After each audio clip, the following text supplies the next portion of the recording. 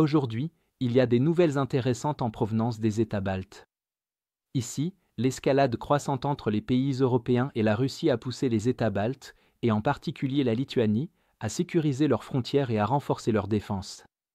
En prenant une mesure d'une urgence et d'une détermination inattendue, le pays vise à utiliser tous les moyens disponibles, y compris les ressources des alliés de l'OTAN et la vaste expérience des soldats ukrainiens, acquise au cours d'une guerre qui en est déjà à sa 4e année.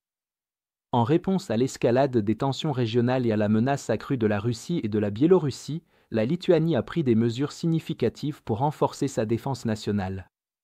Une décision clé a été prise il y a quelques jours par le Parlement lituanien, se retirer de la Convention d'Ottawa, qui interdit l'utilisation, le stockage, la production et le transfert de mines antipersonnelles.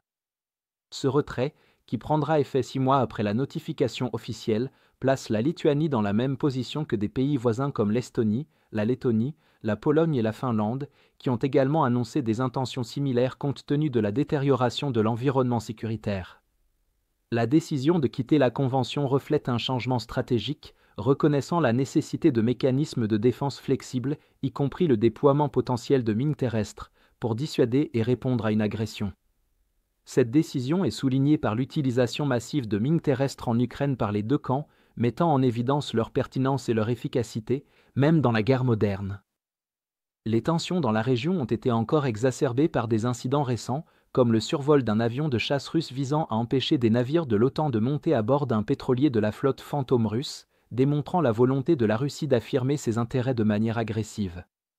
De plus, les médias d'État russes émettent fréquemment des menaces à l'encontre des frontières orientales de l'Europe, ce qui contribue à renforcer le sentiment d'urgence chez les pays voisins pour améliorer leur posture défensive.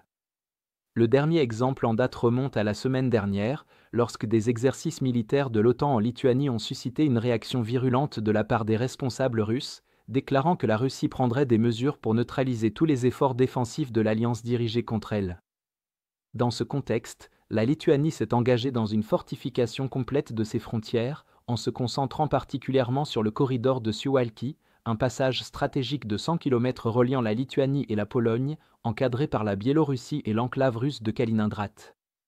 Il s'agit de la seule voie terrestre permettant aux forces de l'OTAN de renforcer les États baltes en cas de conflit, et il est reconnu comme l'un des points les plus vulnérables de l'OTAN, essentiel pour la cohésion de l'Alliance et la défense des États baltes.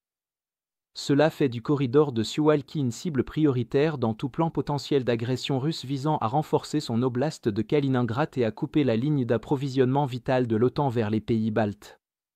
Pour renforcer cette zone, la Lituanie prévoit de moderniser et de fortifier des routes supplémentaires à travers le corridor de Suwałki, afin d'améliorer la mobilité militaire et d'assurer des capacités de déploiement rapides. Cette initiative comprend la reconstruction de 113 km de routes, la rénovation de 8 ponts, ainsi que la mise en place de nouvelles mesures de sécurité frontalières telles que des points de contrôle routier et des barrières anti-chars.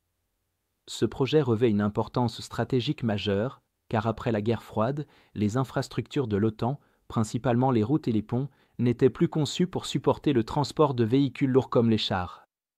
Prévu pour être achevé d'ici 2028, il s'inscrit dans un effort européen plus large visant à investir dans des infrastructures à double usage, répondant à la fois aux besoins civils et militaires. Par ailleurs, la Lituanie a annoncé un investissement de 1,1 milliard d'euros sur la prochaine décennie pour fortifier ses frontières avec la Russie et la Biélorussie. Ce financement sera consacré à l'acquisition de mines antichars et à la construction d'installations défensives, notamment des bunkers et des fossés antichars. Ces mesures visent à restreindre les mouvements de forces d'invasion potentielles et à renforcer les capacités défensives globales du pays. L'approche de la Lituanie s'appuie sur l'expérience de l'Ukraine acquise lors de sa guerre avec la Russie. L'efficacité des mines terrestres, de la guerre par drone et des lignes défensives fortifiées en Ukraine a fourni des enseignements précieux. La Lituanie intègre activement ces enseignements dans ses stratégies de défense, notamment en développant des tactiques de contre-mobilité et en mettant en place des groupes d'expertise militaire conjoints avec des homologues ukrainiens afin d'échanger des connaissances précieuses. Dans l'ensemble, les actions collectives de la Lituanie et de ses pays voisins mettent en évidence un consensus régional sur la nécessité de mécanismes de défense solides face à une éventuelle agression russe.